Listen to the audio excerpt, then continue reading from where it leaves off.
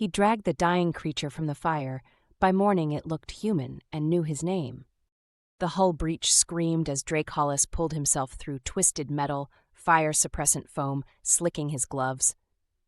Smoke churned through the alien vessel's corridors in thick waves his suit's filters couldn't handle.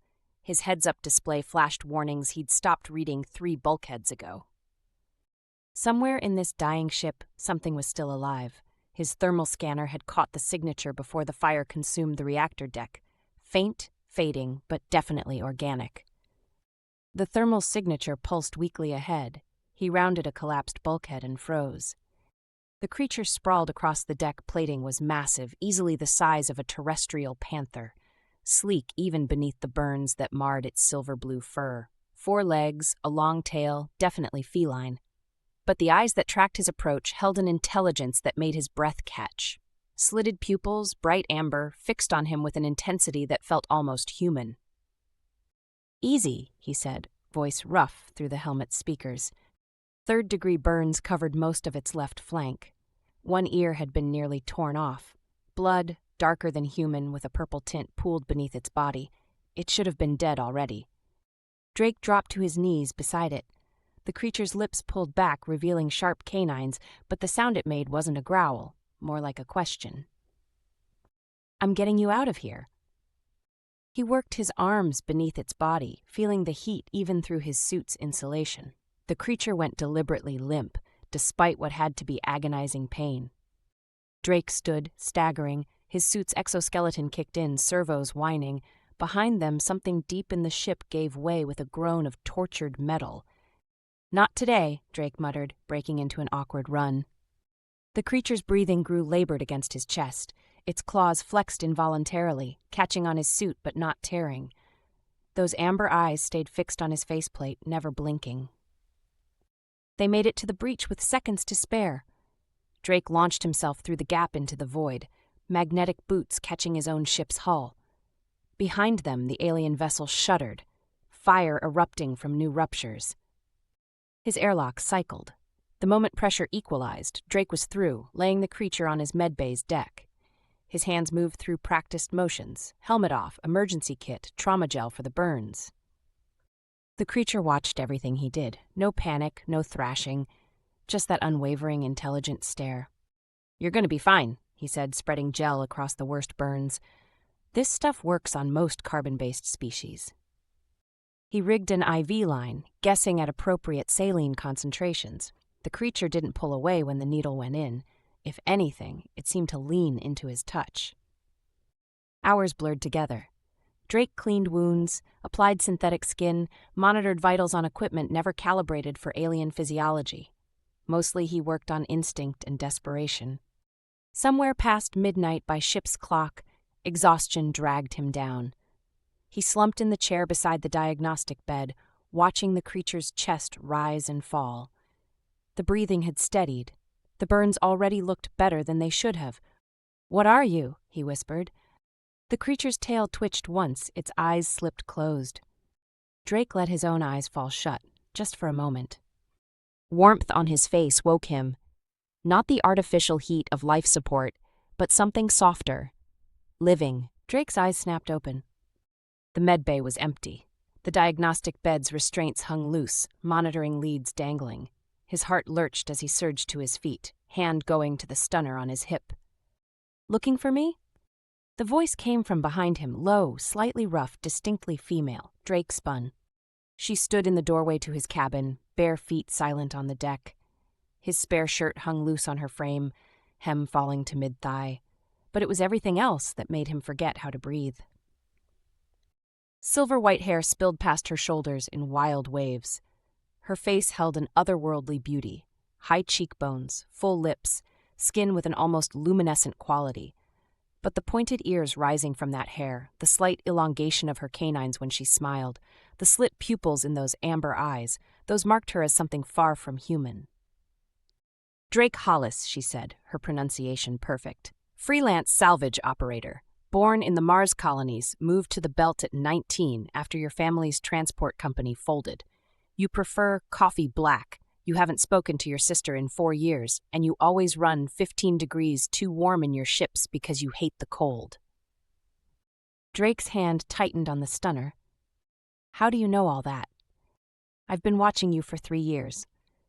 She took a step into the med bay, movements liquid and precise. Predatory. "I know how you take risks that should kill you to save people you've never met. I know you talk to yourself when you think no one's listening. I know you touch your left wrist when you're nervous." Her eyes flicked down to his hand, which had unconsciously moved to do exactly that. "I know you, Drake, better than anyone alive." "That's not an answer." His voice came out steadier than he felt. "What are you?" "Vel'kari." The word rolled off her tongue like silk over steel.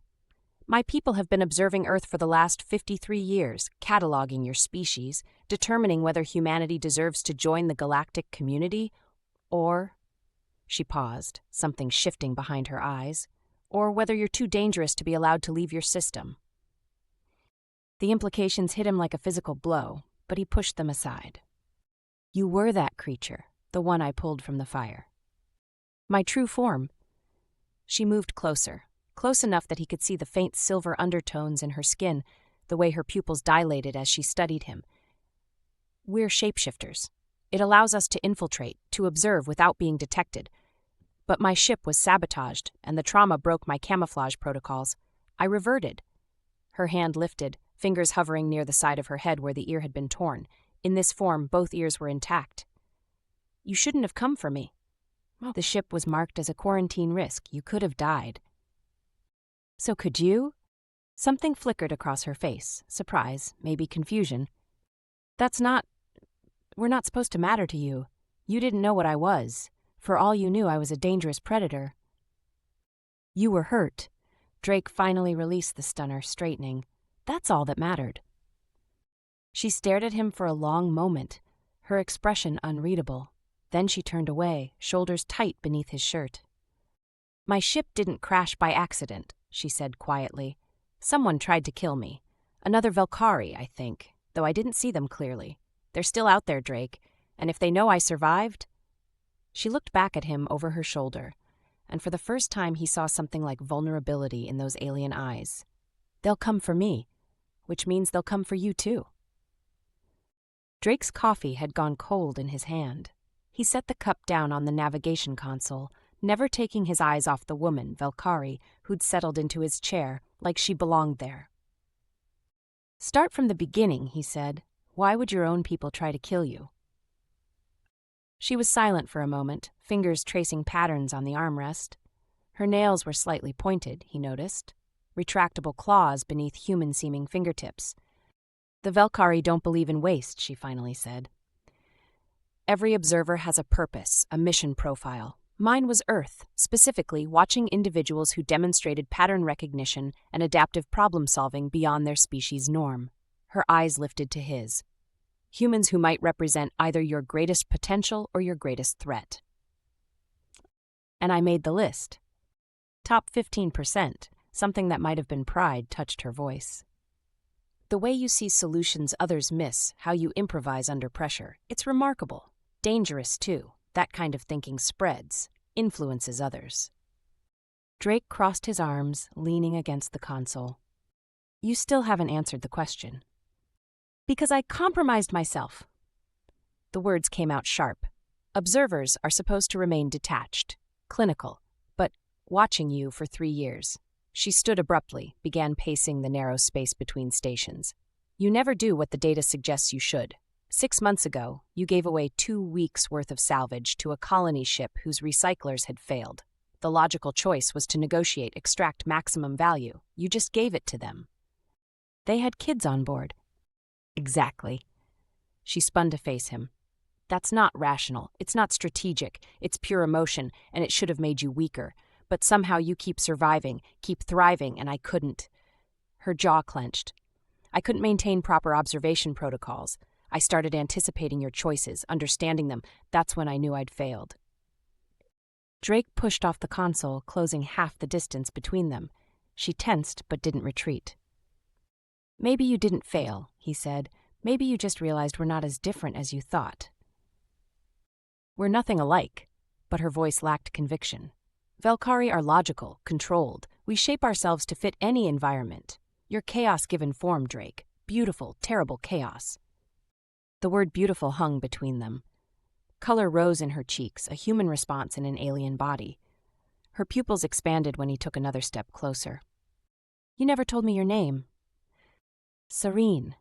The vowels carried an inflection his human tongue would struggle with. In your language, anyway, the full pronunciation requires vocal structures you don't have. Sareen, he repeated, and saw her shoulders relax fractionally at the attempt. The proximity alert killed the moment. Drake jerked his attention to the navigation display as red indicators bloomed across the tactical overlay. Shit, that's them. Sareen moved to his side, her hand coming to rest on the console with unconscious ease. They found me faster than I expected. The scanner resolved, a vessel approaching from the dense section of the debris field, drive signature reading hot. Definitely military grade, definitely not broadcasting identification. Can your ship take them? Sareen's voice had shifted, gone cold and tactical. In open space, not a chance. Drake's hands flew across the controls, bringing weapons systems online. But this debris field is dense enough to hide a fleet. If I can get us deeper in, we might lose them in the sensor scatter. That's suicide. The collision risk is better than the guaranteed death if they catch us. He glanced at her. Unless you've got a better idea? She stared at the tactical display, something calculating moving behind her eyes. Then she shook her head. Do it. Drake punched the throttle. The ship leaped forward, pressing them both back into their seats. Warning alarms immediately started screaming as they plunged into the thickest part of the debris field. Twisted hulls from a battle decades old, frozen coolant clouds, chunks of rock and ice that could punch through his shields like paper. His hands moved on instinct, weaving between obstacles that appeared too fast for conscious thought. The pursuing vessel followed, more cautious, but still gaining. Weapons lock warnings started painting his HUD. 90 seconds to firing range, Sareen said, voice tight. Drake didn't answer, too focused on the impossible three-dimensional puzzle unfolding around them. There, a cluster of derelict ships, tethered together by debris and frozen fuel lines. He angled toward them, cutting thrust at the last possible second. What are you... They slipped into the gap between two hulls with meters to spare on either side. Metal groaned around them, his shield sparking against frozen surfaces. Then they were through, emerging into a pocket of clear space on the far side. Drake immediately killed all non-essential systems, letting the ship go dark and cold. They drifted, just another piece of debris among thousands. They'll scan for our heat signature, Sareen whispered. Already venting excess into external heat sinks. We'll read cold within 30 seconds. They waited in silence, watching the tactical display as the pursuit vessel emerged from the cluster. It moved slowly, methodically, sensors sweeping the area. Drake's hand hovered over the weapons controls, knowing it was futile but unwilling to die passive. Sareen's hand covered his on the controls. Her skin was cooler than human, textured differently, something between skin and the finest fur. Her fingers laced with his, and he felt her pulse rapid against his palm. The pursuing vessel swept past them, close enough that Drake could make out hull markings if he dared to look out the viewport. Then it continued on, moving deeper into the field. They stayed dark for another 10 minutes before Drake risked bringing systems back online. His hands shook slightly as he plotted a course away from the pursuit, using the densest sections of the field to mask their departure. That was insane, Sareen said. Her hand was still in his. You said I was chaos. Drake managed something like a smile. That's what you get. She laughed, short, surprised, and completely genuine. The sound transformed her face, made her seem younger somehow, more vulnerable. When she caught him staring, she didn't look away. Thank you, she said quietly, for not leaving me. You could have, should have, probably. Not how I work. I know. Her thumb traced small circles against his palm. I've been watching, remember? The ship's damaged sensors chose that moment to start complaining, pulling Drake's attention back to the displays. They'd taken some superficial hits threading through the debris field. Nothing critical, but enough to need repairs before they could risk jumping out of the system. "We need to find somewhere to lay low," he said, reluctantly pulling his hand free to work the controls. "Run diagnostics, patch the hull. I've got a supply cache about 6 hours from here, deep enough in the field that scanners can't penetrate. We can hold there while we figure out our next move." 6 hours, Sareen nodded slowly. "They'll expand their search pattern, but if we go dark again, they shouldn't find us." Drake set the course and engaged the autopilot. The ship settled into a steady burn, instruments painting the path ahead in soft blues and greens. "Why me?" he asked into the quiet. "You said I was in the top 15%, but that still leaves a lot of other people. Why spend 3 years watching specifically me?" Sareen drew her knees up to her chest, arms wrapped around them. The pose made her seem smaller, less alien despite the pointed ears visible through her hair. "Because you reminded me of someone," she admitted. "A Vel'kari I knew before I became an observer. He used to say our people had forgotten how to feel, that we'd shaped ourselves so often we'd lost whatever we were supposed to be underneath." She rested her chin on her knees. "They reassigned him, called his observations contaminated by sentiment. I never saw him again. And watching me was contaminated too. Every day." She looked at him sidelong. "You make me want things I'm not supposed to want, Drake Hollis. That's why they tried to kill me, because somewhere in the last 3 years I stopped being a proper observer and started being—" She trailed off, searching for the word. "Human? Compromised." But she smiled when she said it, though maybe those are the same thing. The proximity alert chimed, softer this time, just a navigational warning about debris ahead. Drake adjusted course slightly and they slipped back into comfortable silence. But something had shifted between them, some wall that had existed even in her revelations starting to crumble. His supply cache emerged from the sensor scatter exactly where he'd left it, a hollowed-out section of an old mining station, just big enough for his ship to nestle into.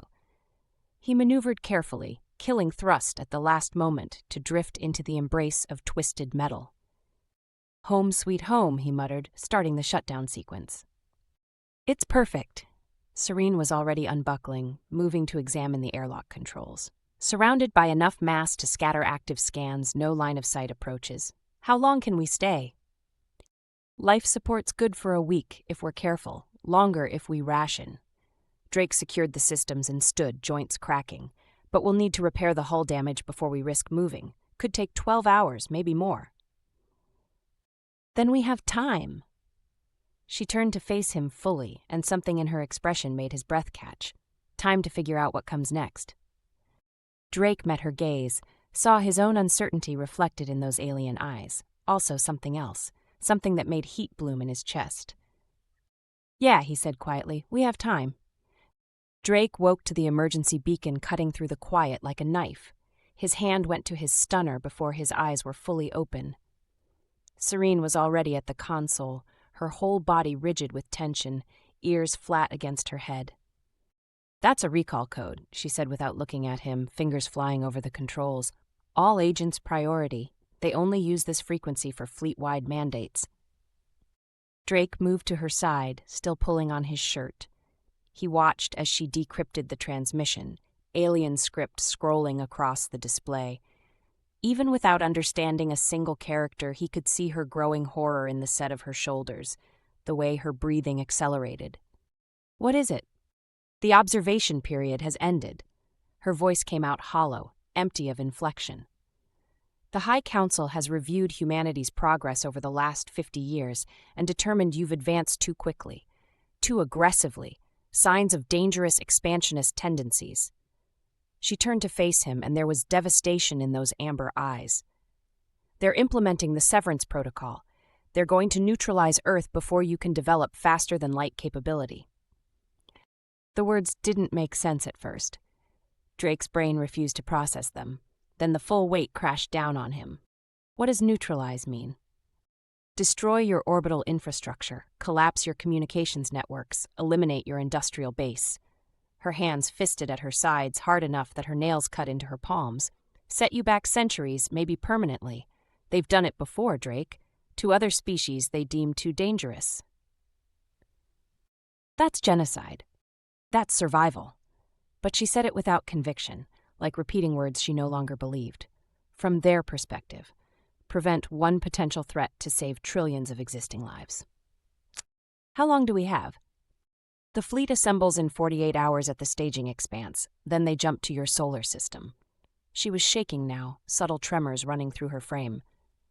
Drake, I'm so sorry. My reports, my observations, they contributed to this decision. Can you stop it? She laughed, bitter and broken. I'm one compromised observer. What power do I have against the entire High Council?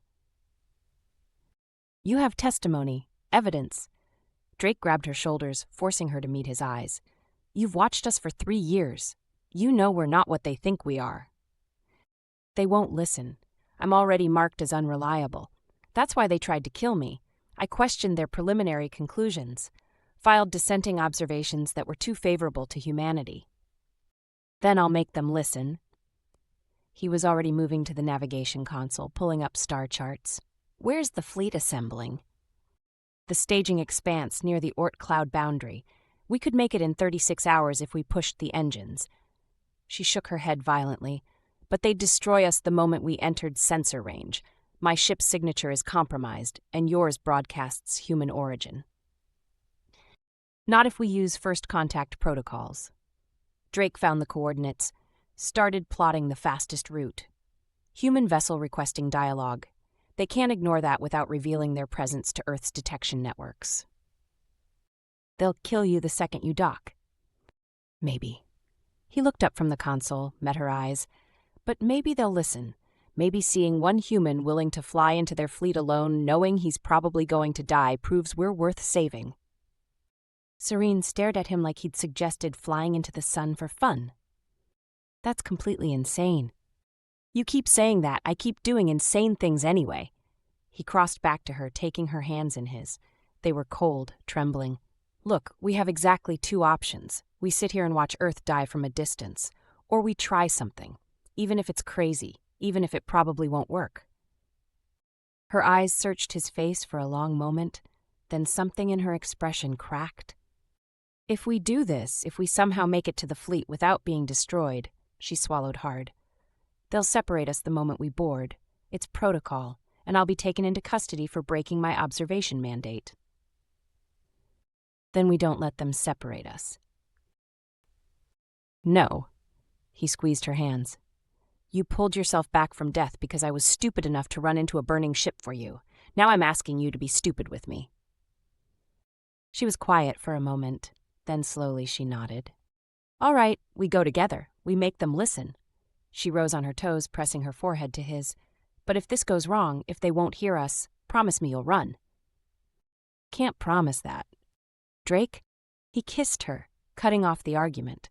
She made a small sound of surprise, then melted into him, her hands fisted in his shirt as she kissed him back with desperate intensity. 3 years of watching crystallizing into one moment of contact. When they finally broke apart, both breathing hard, her pupils had blown wide enough to almost eclipse the amber. I spent 3 years watching you, she whispered against his mouth, wanting this, knowing I couldn't have it. You have it now. For how long? Her fingers traced his jaw.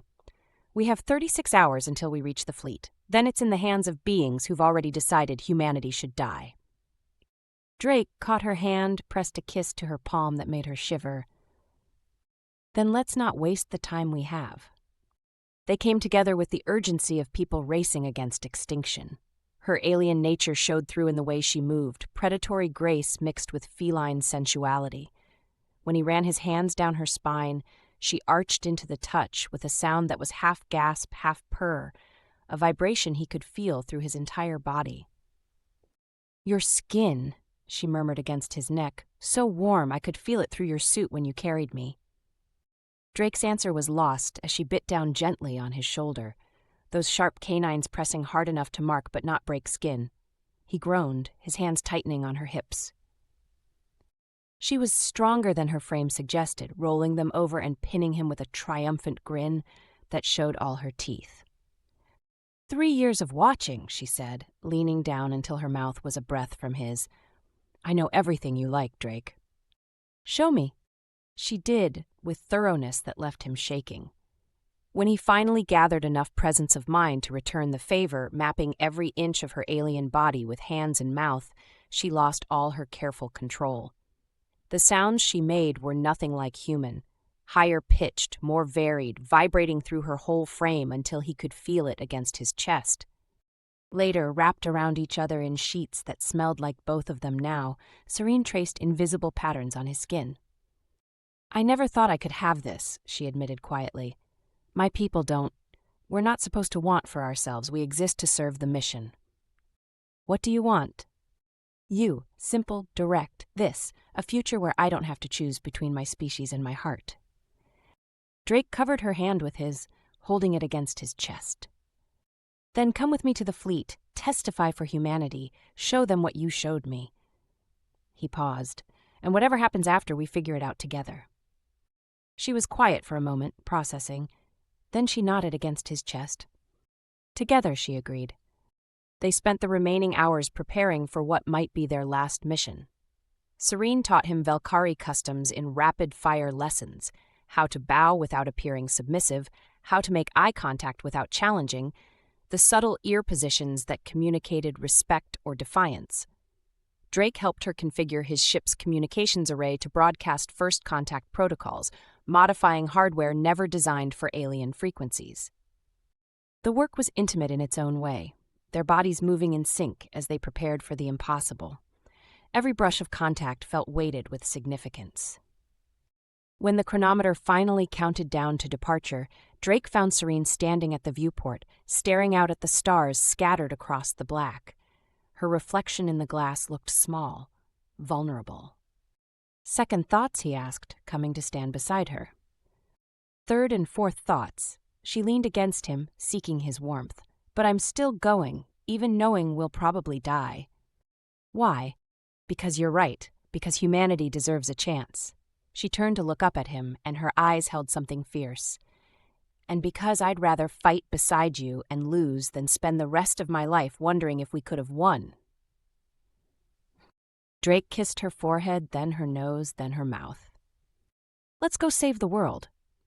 The Vel'kari fleet emerged from the void like a promise of annihilation. Hundreds of ships in perfect geometric formation, their hulls reflecting starlight in patterns that hurt to look at directly. "That's just the vanguard force," Sareen said quietly, her voice tight with barely controlled tension. "The main fleet will be twice that size." Drake kept his hands steady on the controls, guiding his small, battered ship toward the formation. Every instinct screamed at him to run, to get as far from this concentrated death as physics would allow. Initiating first contact sequence, Sareen said. She triggered the modified communications array they'd spent hours configuring. The signal burst from their ship in harmonics that made Drake's teeth ache and his vision blur slightly at the edges. For 30 seconds that felt like 30 years, nothing happened. Drake watched the tactical display, counting his own heartbeats. Then, simultaneously, every weapon system in the fleet powered down in perfect coordination. "They're granting us approach," Sareen breathed, and there was genuine shock in her voice. "I honestly didn't think they would." A response signal came through, carrying instructions Drake couldn't begin to parse. Sareen translated, her fingers flying across the console. "We're cleared to dock with the command vessel, the Ascendant Dawn. They'll hear us, but Drake..." She looked at him, and there was naked fear in her eyes. "The moment we board, they'll take me into custody. That part isn't negotiable." We knew that was coming.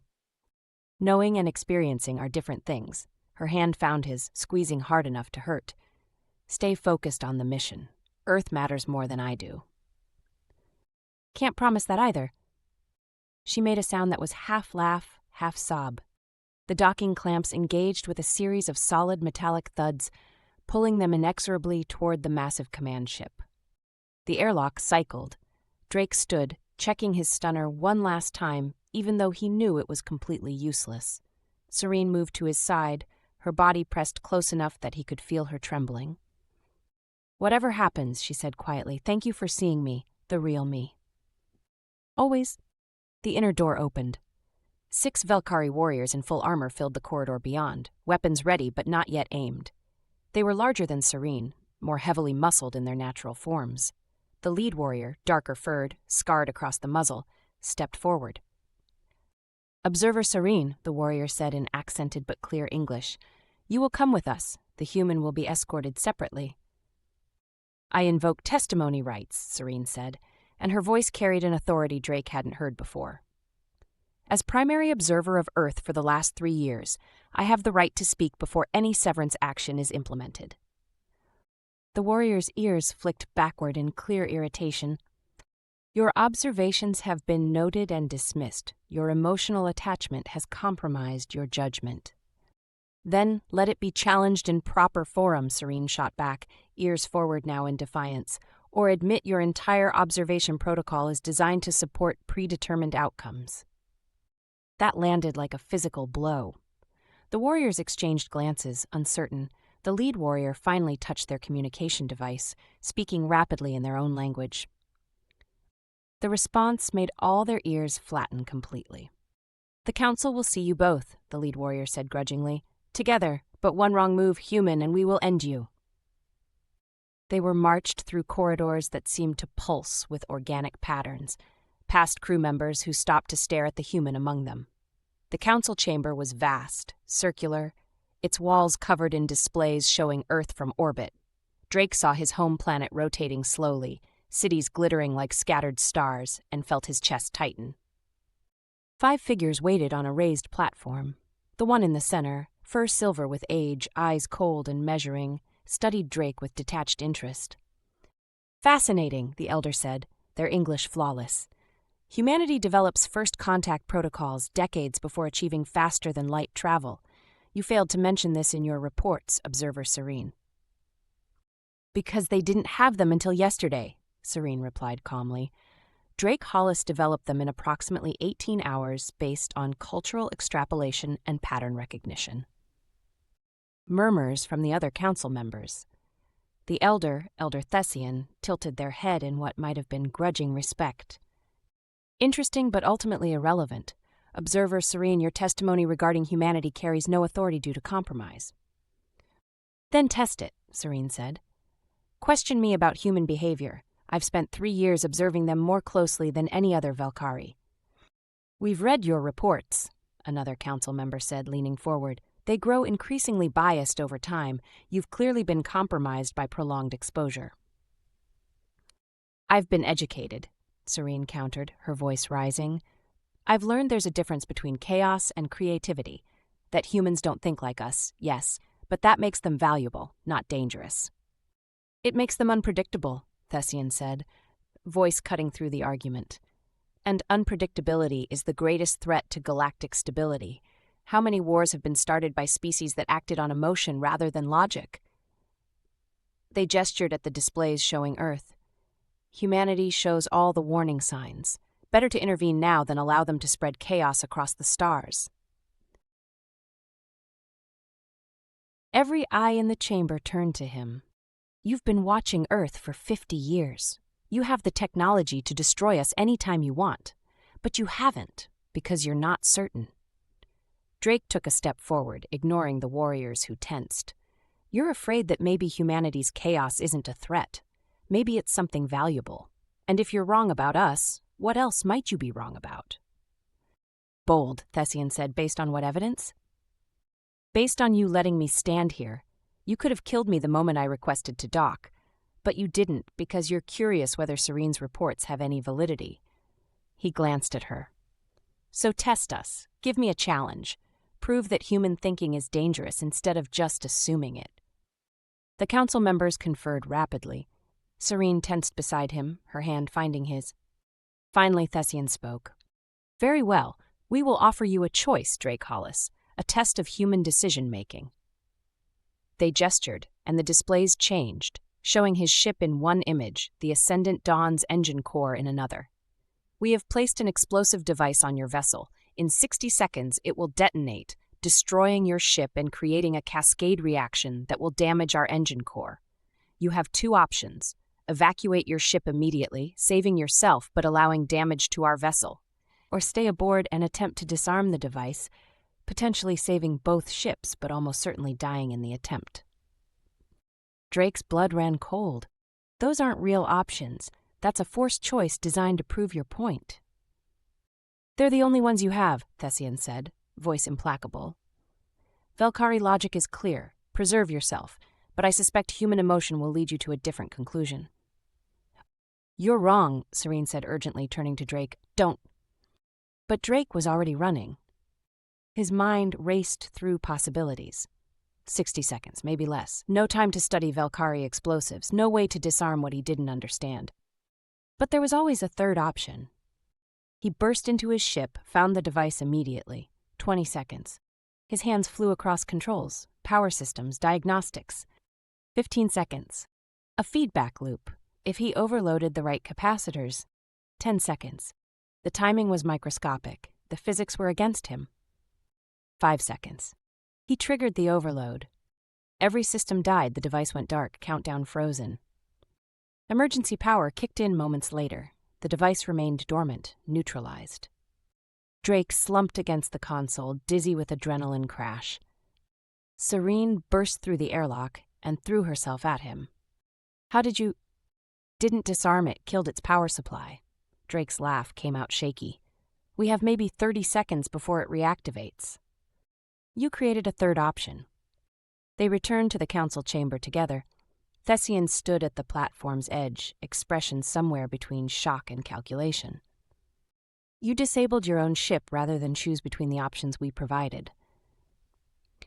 I removed the power source from the equation, Drake said. Neither option you gave me was acceptable, so I made a new one. Silence filled the chamber. You found an optimal solution we didn't anticipate, Thessian said slowly, one that required timing measured in fractions of seconds, executed on pure instinct. That's the value of humanity, Sareen said. We showed you the data, you derived the expected conclusions. Drake showed you the unexpected one. More conferring among the council.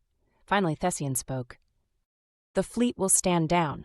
Humanity is granted a 10-year extension. If at that time your species demonstrates stability to match your creativity, we will reconsider formal contact. They paused. Observer Sareen, you will be reassigned. No, Sareen said.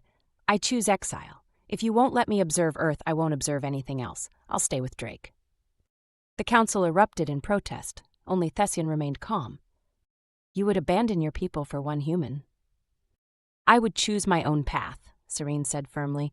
Isn't that what you fear humans will teach, that there are choices beyond the logical ones?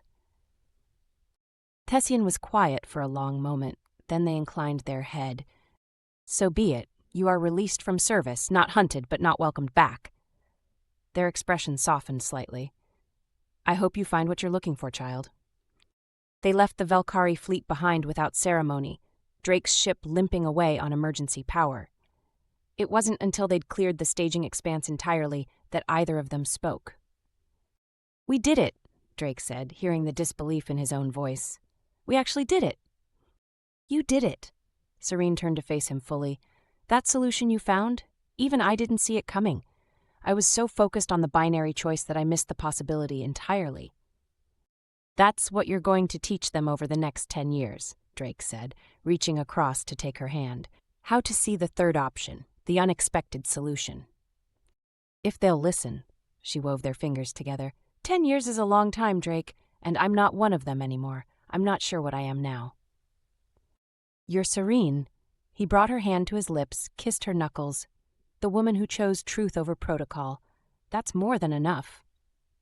They limped back toward human space over the next 3 days, the ship running on minimal power while Drake jury-rigged repairs with Sareen's help. She proved surprisingly adept with human technology once she stopped trying to apply Vel'kari logic to it. Your systems are so inefficient, she complained at one point, elbow deep in a power conduit. But they work anyway through pure stubbornness. It's infuriating and kind of beautiful. Welcome to being human. She threw a connector at him, but she was smiling. They emerged from FTL at the edge of the Sol system to find themselves immediately bracketed by a dozen human military vessels. Drake's console lit up with demanding hails before he could even begin to explain. Unidentified vessel, this is UEN Vigilance. You are ordered to power down weapons and prepare for boarding. Do not... This is Drake Hollis, independent salvage operator, he interrupted, transmitting his registration codes. I have a passenger aboard who has critical information about an alien species called the Vel'kari, information that just saved Earth from annihilation by an alien fleet. I strongly suggest you want to hear this. That got their attention. Within hours, they were docked at the orbital station over Earth, shuttled into briefing rooms filled with people whose uniforms carried more stars than Drake had ever seen in one place. Sareen handled it all with surprising patience, explaining the Vel'kari observation period, the near miss with the Severance protocol, the extended deadline they'd been granted. She showed them recordings from her observation logs that proved humanity had been watched for half a century without knowing. Why reveal yourselves now? The admiral in charge asked. If your people want to stay hidden for 10 more years. Because I don't want to hide anymore, Sareen interrupted, her hand finding Drake's under the table. And because humanity deserves to know they're not alone in the universe.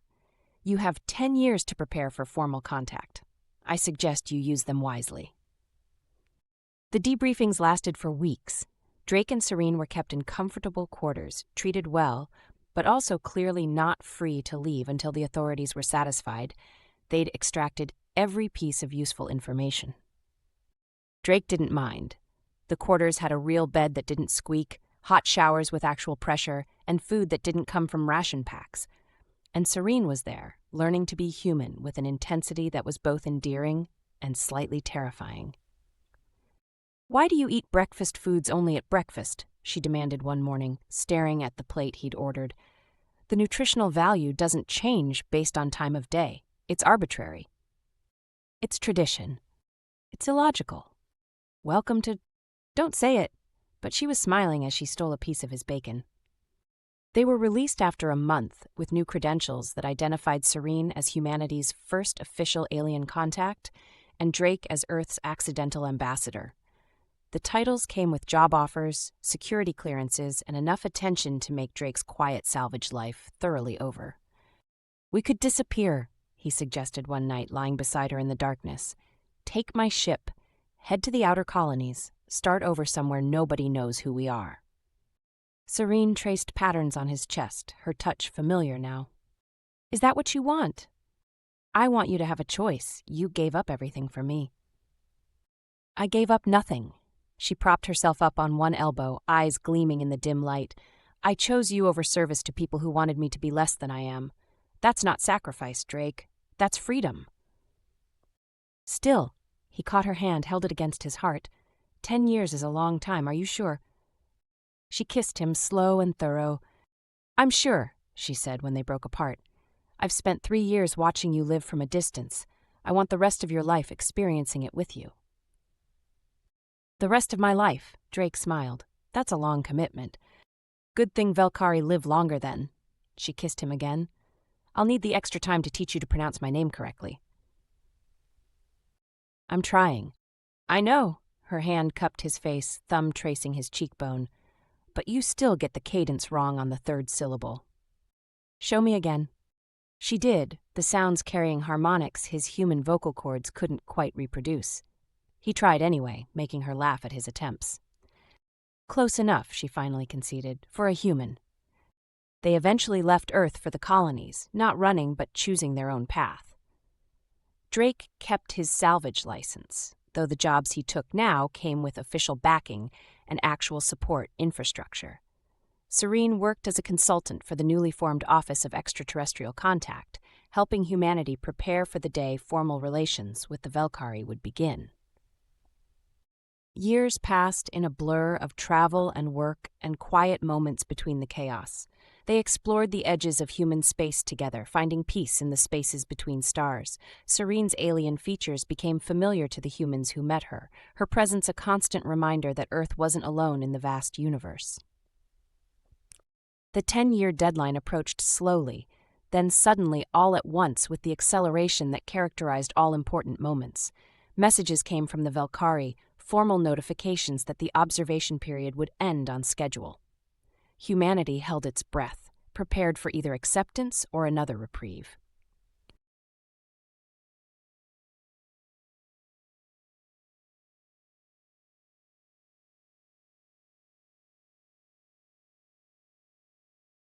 Drake, Hollis, Sareen, the High Council requests your presence.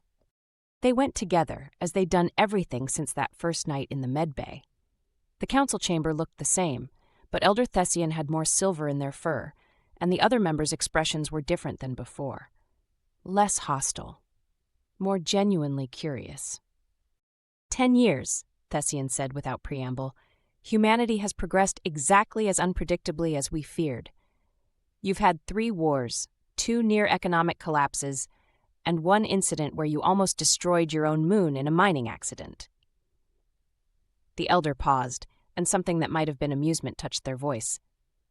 You've also established 2 new colony worlds that are thriving, developed revolutionary medical technology that you immediately shared freely, and produced art that makes even Vel'kari question our assumptions about creativity.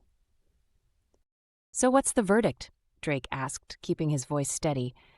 The observation period is ended. Humanity is accepted for formal contact with the galactic community. Thessian looked directly at Sareen. Your testimony proved accurate, exile. Humans are chaos, but they're also creative, adaptive, and surprisingly resilient in ways we didn't anticipate. The galaxy needs that kind of thinking, whether it makes us comfortable or not. The transmission ended.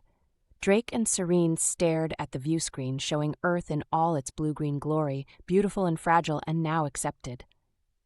We did it, Sareen whispered. Together, Drake said, pulling her into his arms.